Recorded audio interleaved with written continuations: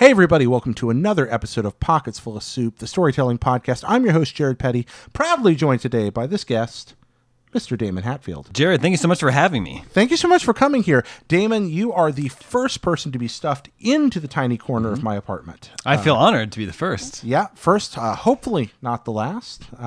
Damon, where these good folks know you from?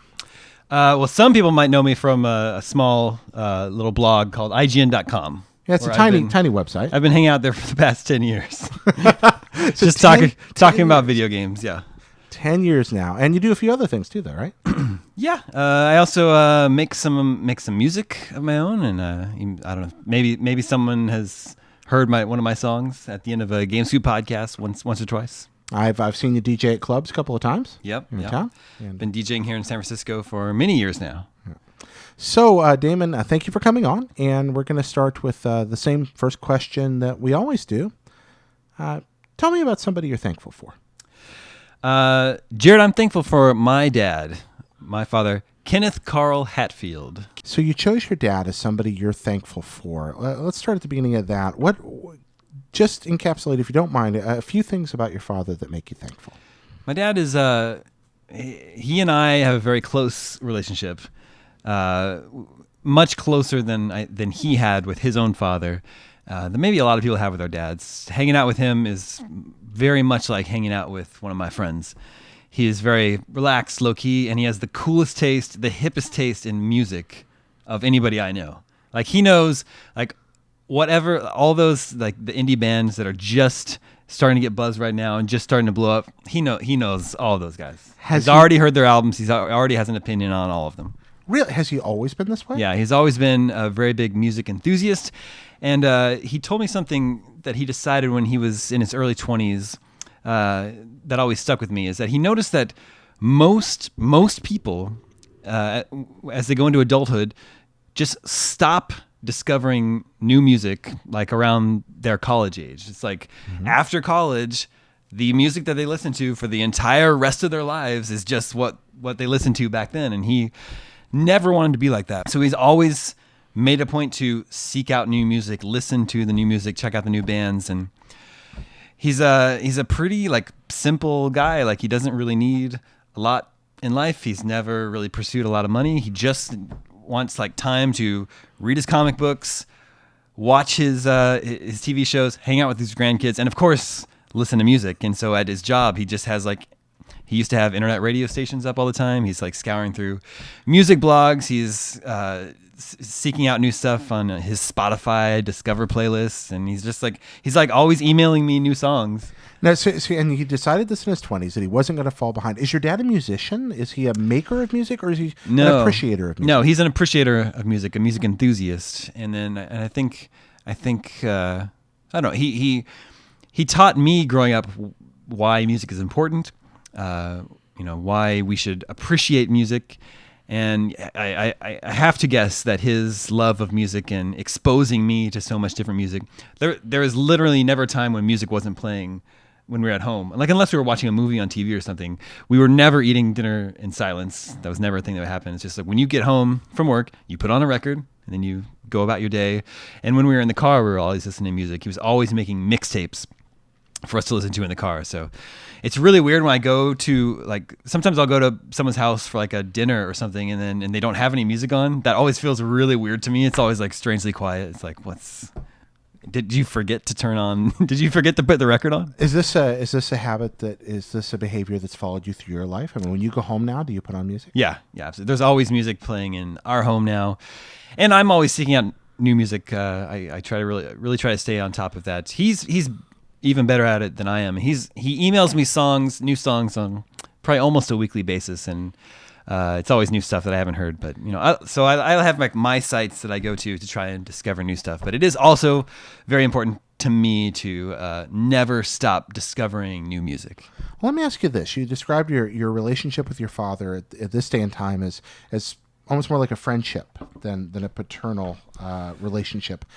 At what point did that rollover happen? When did Dad become a friend? Well, I would say that I've always been close to my dad, and I've actually always been closer to my dad than I am with my mom. Okay. And she was actually the breadwinner. his job wasn't about making as much money as he possibly could. He was a newspaper editor, and he enjoyed writing. So as long as his job was something that he enjoyed and he made enough money to pay the bills, he was happy. But my mom actually she was a little bit more ambitious, and she worked a lot harder, and that means she wasn't around as much. And my dad was the one that would be like pick us up from school or be home when we got home from school. So we just spent a lot more time with my dad growing up, and we ended up being a little bit closer with him. That makes sense. So I was always close to my dad. We went through some things when I was in my teens, but that was on me. That was just me just being a crappy teenager, like most of us are. But I remember probably when I really started coming into adulthood, moving to college, living on my own. I think that's when I really started noticing what our relationship was, and also noticing that it seemed to be a little bit different than the relationship a lot of guys that I know had with their dad. I guess I started noticing the pride that he had for me. Mm-hmm. He felt like I just sort of could tell that he was very proud of the person I'd become, and I don't know. Does that make sense? It does. Can you specify a little what? And I know this is kind of a hard question to answer. It's sometimes it's hard to talk about ourselves, but what about you made your father proud? What did he look at and you knew he looked at you and thought, I'm proud of that person?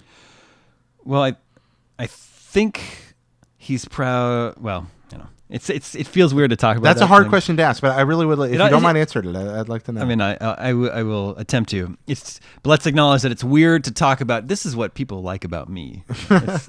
I think I went to school for music and theater, and then I moved to Chicago with my friends, and we started a theater company, and I started a band there, and I played shows around Chicago for several years, and I think he was just like proud that I was doing my thing and doing really trying to do things that I loved with my life. So many people, I think, make sacrifices and don't do a lot of things that they love with their lives. And although it took me a little bit a while to really get my career going when I started IGN, it wasn't until I was 28.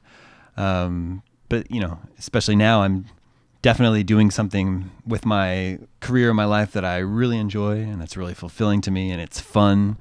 So I think he is proud of that. So your father, the way you've described him, a man who was concerned first and foremost with living his life to its fullest, not just in his career, but Well, I would say. I wouldn't say he's concerned with living his life to its fullest, because I said he's a very simple man. Simple man, okay.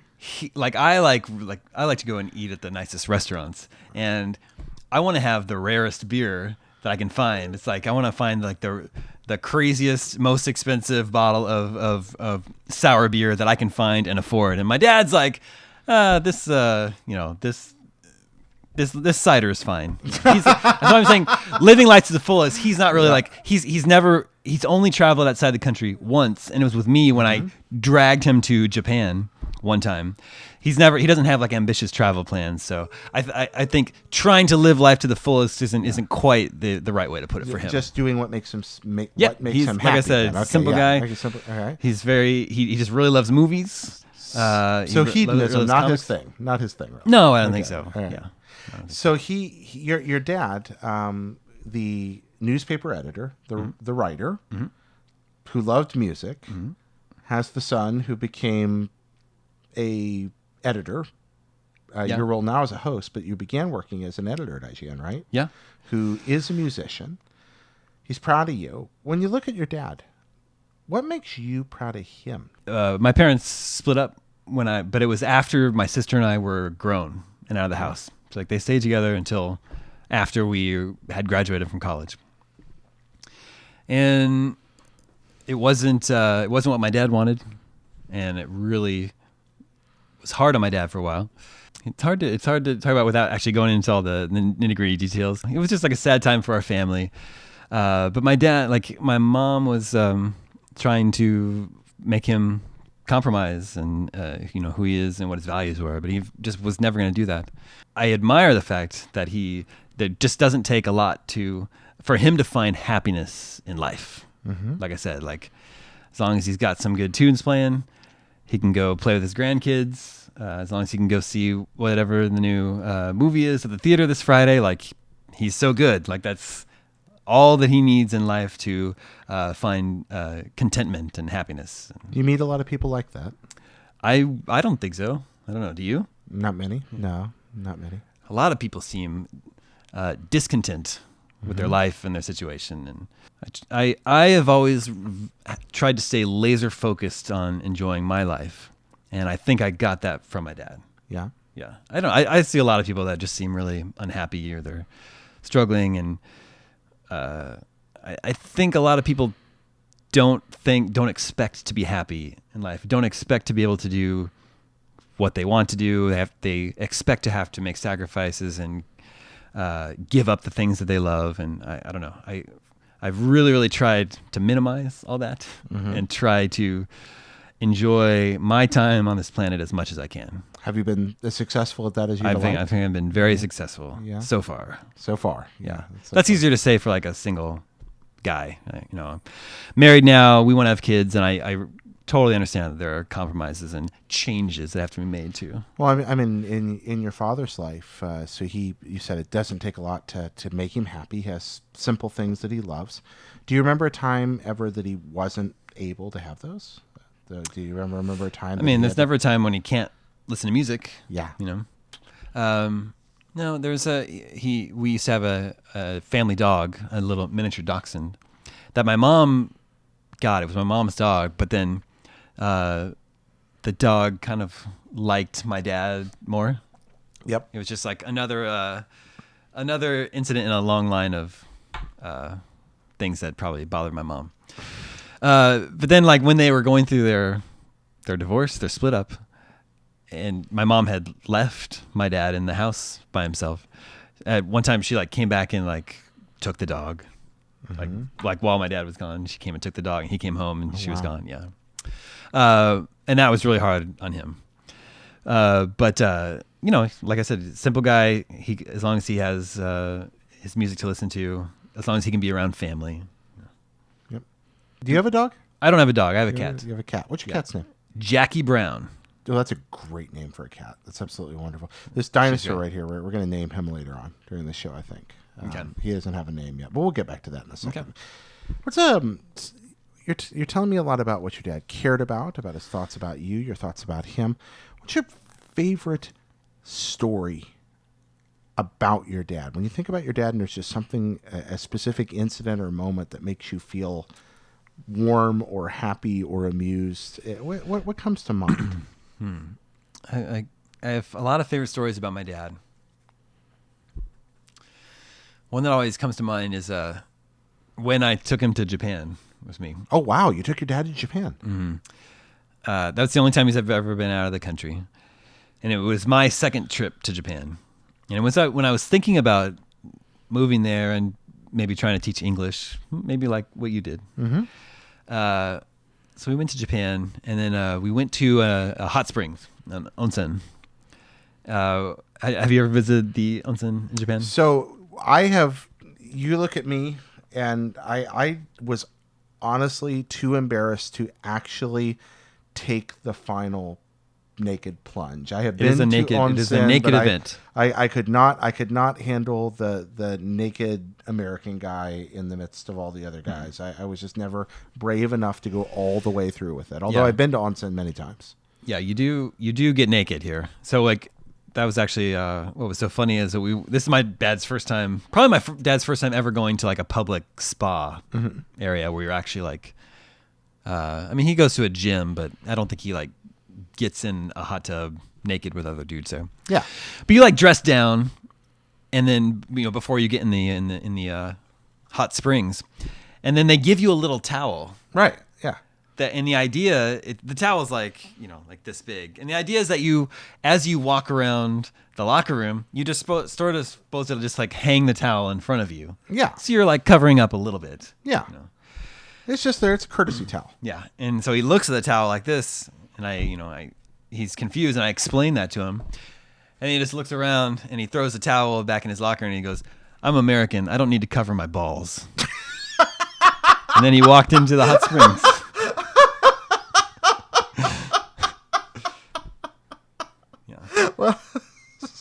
that's going to be somebody's campaign slogan someday.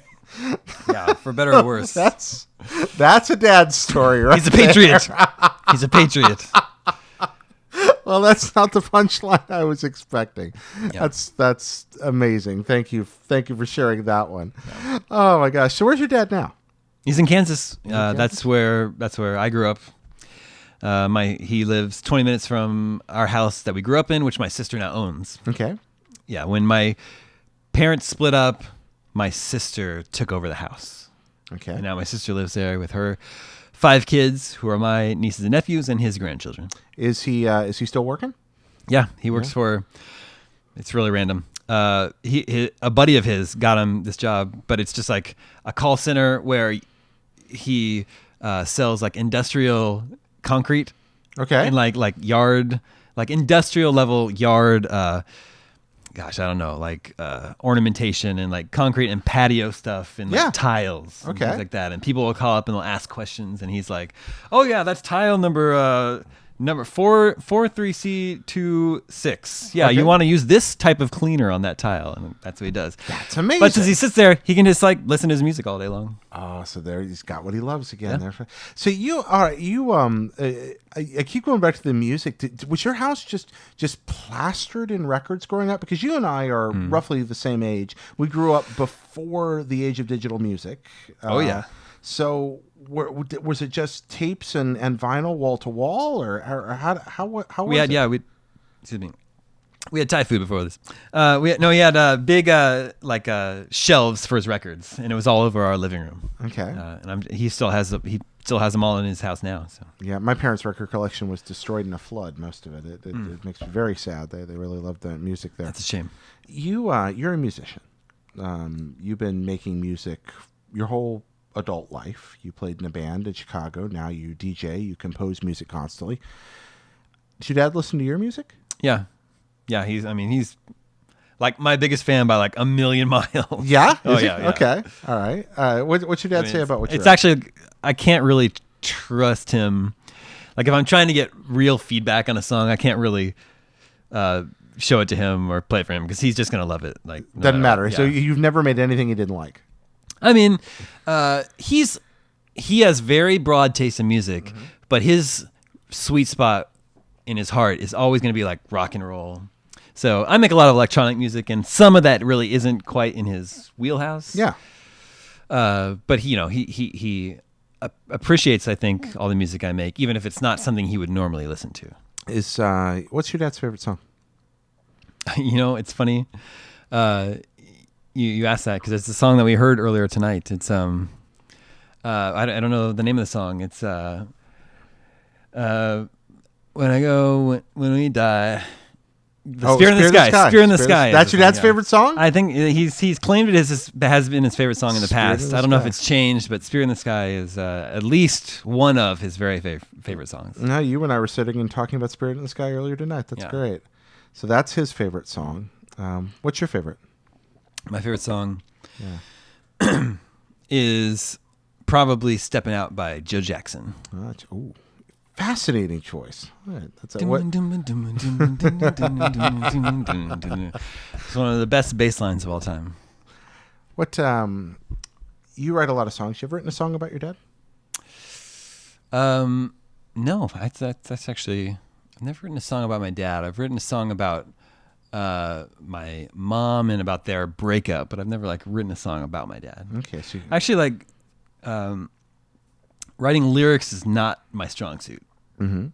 I've realized recently, and that's why I've been in the most recent years I've been partnering with my writing partner Ryan Geddes, former IGN editor. Mm-hmm. He's a great writer, and it's been a big weight off my shoulders for him to be writing the lyrics, and then I can focus on the music. But I have written a lot of lyrics in the past. I just don't think that's just not my strong suit. No kidding. Well, I thank you for that, Damon. Your dad's probably listened to this. He was a big fan. A big fan of yours, I mean. Is there anything you want to say to him tonight? Oh, I mean, I talk to my dad all the time, but I mean, he and I are good. He knows. He's good, huh? He knows how happy I am that he's my dad, and I think he knows that I feel really, really lucky to have him as my dad. I really appreciate you coming on here to talk about him. Of course. Right, so thank you so very much. Now we're going to cut over for a second to some of the what we call the lightning round questions. If I can get my always present notebook back around the corner here. Lightning round. Lightning round. Are you ready for these? I don't know, am I? What's the best song written in the last 100 years? Well, I mean, I just told you my favorite song. Yeah. Is it the best? Well, man, I don't know. Music is so subjective. It is. I would never claim to know and to speak for other people. My favorite song is Steppin' Out by Joe Jackson. But I would, for the sake of variety, I would also say that Safety Dance by Men Without Hats is another of the best songs I've ever heard. Safety Dance. What is it about Safety Dance? Oh, what isn't there to like about Safety Dance? It's a song just about dancing and just enjoying the love of dancing. And it's so catchy. It's got a great disco beat, and it's got this great synth line. Bing, bing, bing, bing, bing, bing. Don't worry about the video. The video's really weird. If you get the image of the video in your mind, it makes it a little bit more difficult to enjoy the song. Have you never danced about the maypole? No, not like that. No. What about like Wicker Man style? No, that's not how you dance that song. That's not like I say. Just ignore the video. Safety Dance is a great song. What's the first word you think of when you hear the sound of your own voice? I mean, I don't know. The first word I think of when I hear I don't know that I can pick a certain word, but I can tell you that I don't recoil like a lot of people do when they hear their own voice. And maybe that's just from being a performer and like being used to hearing my own voice. But a lot of people are like, "Oh, does that really sound like?" Yeah. I think I know, and I'm totally comfortable with what my voice sounds like. Well, you're a professional host. You've been in thousands of videos at this point, right? Yeah. So you do see a lot of that. But it would probably be a big problem if I didn't like the sound of my own voice.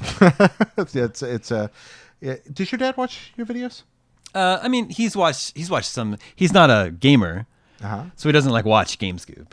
Other than maybe like the novelty of when I first started it. But, I'll send him stuff if I do a news story on like a movie. Like he's a big Godzilla and King Kong fan like I am. So if I do a video on the new Kong movie or something, I'll send it to him and he'll watch it. What's your favorite flavor of ice cream?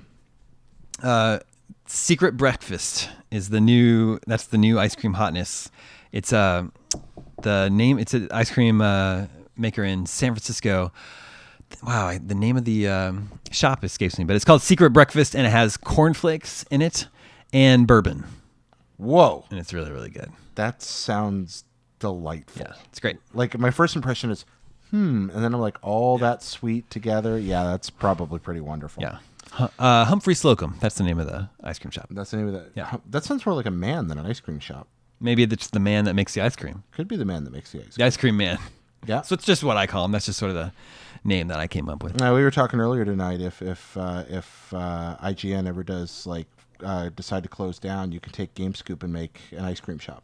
An ice cream arcade. The ice cream arcade. Called GameScoop. Yeah, exactly. That was Jared's idea. I'm going to take it and open it, but it was Jared's idea. Yeah, I like the idea of you at GameScoop. You could have like your big white apron and your hat and serve delicious bourbon flavored ice cream. We'll have 31 flavors of ice cream and 31 arcade games. That's a great. Can we just do this now? Yep. Well, no. I'm not ready to jump ship. Yeah, I like my job too, but it's still a pretty cool idea. If you could travel through time and meet anybody, who would you choose to visit? Yep, go visit anybody you want. You don't get to stay. You got to come back. Wow. Travel through time and visit and meet anyone. Yeah, you get to meet anybody. In all the span of space and time. So I could even go like forward. Ooh, sure. Why not? And like meet someone that I wouldn't get the chance to meet, like my great grandkids. Yeah, you could. Yeah, no, that would be. I think that sounds more interesting to me than going back in time. Okay, why is that, Damon? Well, I'm very interested in the future and where it's all going and how long we can all hold on. Sometimes I'm not really sure. Yeah, I'd like to jump forward a few generations and then first of all, to see how's my family doing? Are we still around? Are there still Hatfields? Are there any Daemons left?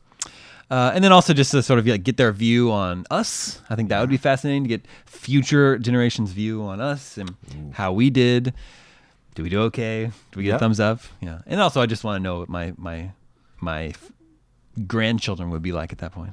That's something a friend of mine and I have talked about many times. Is wondering, even in you and my lifetime, Damon, the things, the propriety of the words we use, the ways we think, have changed tremendously. Our cultural norms and even the laws have changed tremendously as we have, I think, in many cases, broadened the horizons of our society in many positive ways.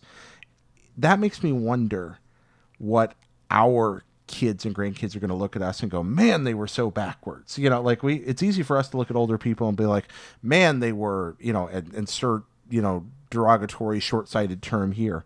And yet I wonder what we don't even see about ourselves that our grandchildren will. Yeah. Yeah, I'm not sure that I don't look at my grandparents and think that they were backwards way back then. I think these days I feel a little nostalgic for an older, a simpler time. A simpler time? A little more slow-paced time, a time when people had longer attention spans and maybe they were a little more careful and considerate with their words. That all sounds really nice to me. Okay, well, I'll buy that for $1, definitely. What's the most terrifying creature in the natural world?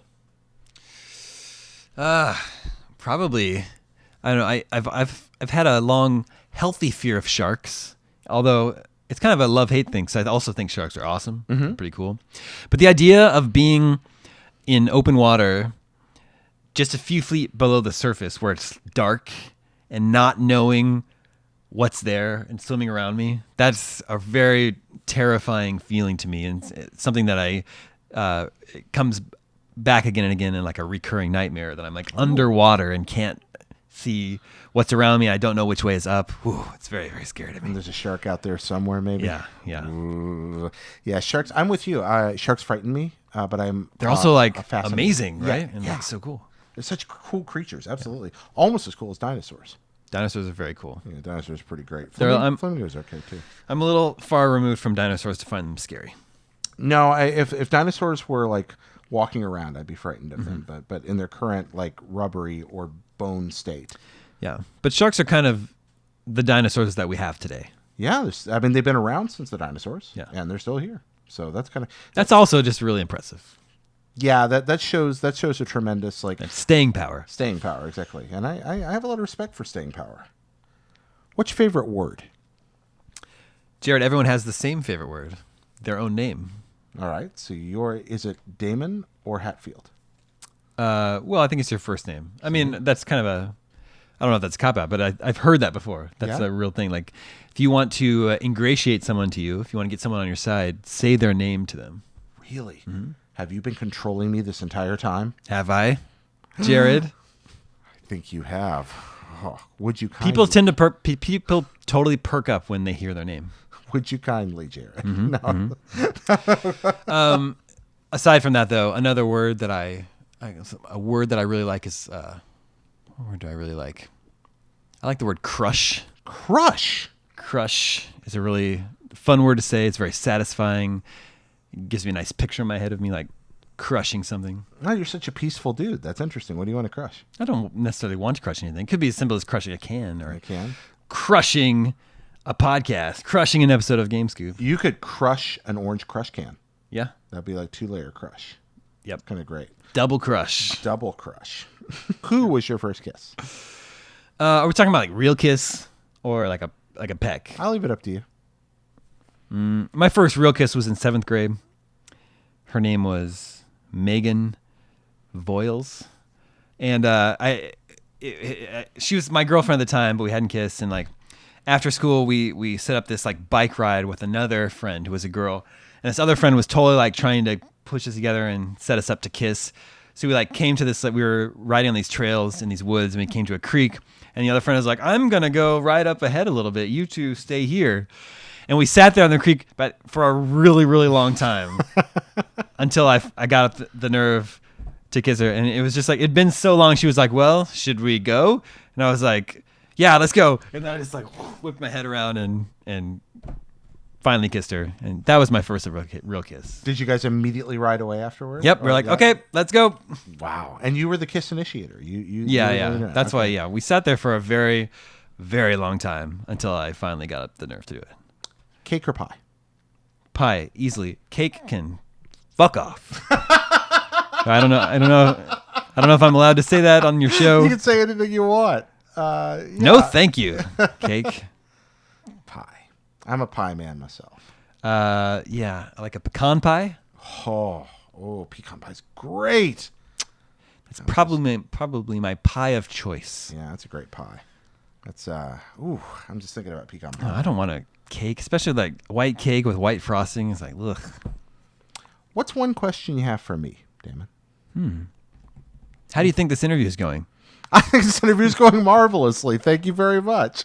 I hope you share that sentiment. I don't know. It's like when you talk about yourself and your life and your dad, I get a little self-conscious. Like, are people just bored to death? Like, I don't think so. I don't know. I don't know how interesting I am or what I have to say. Well, the idea here, you were talking about something simpler and more low-key. Sometimes simple things are deeply profound.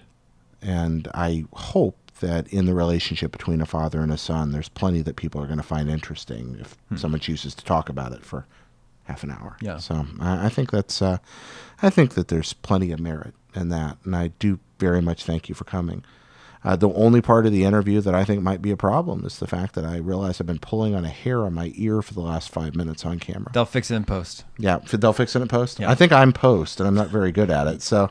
You got to fix it in post. Oh, I got to fix it in post. How do I do that? How do I keep...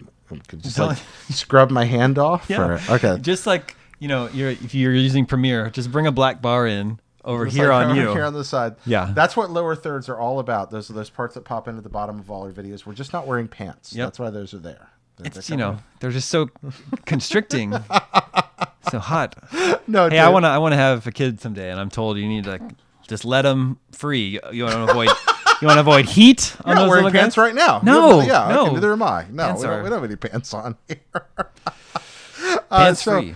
We got a few mails, but first or a few messages. But first, I really do want to thank once again Xavier Saint Amand Tremblay, who is our Patreon producer. Once again, Xavier Saint Amand Tremblay. That's a name. Yeah, it is a great name, isn't it? I love the name. Xavier Saint Amand Tremblay. It's a royal name. He's our Patreon producer. He makes the show possible. Thank you so much, Xavier. Also, thank you so much to everybody out there who's watching and listening right now. Here's a few messages. I wish that I could read all of them because there are just a few here right now, to say the least. But let's see. Okay, I just lost my starting one that I had picked out because I'm really good at this right now. Damon, please say something to cover my scrubbing here.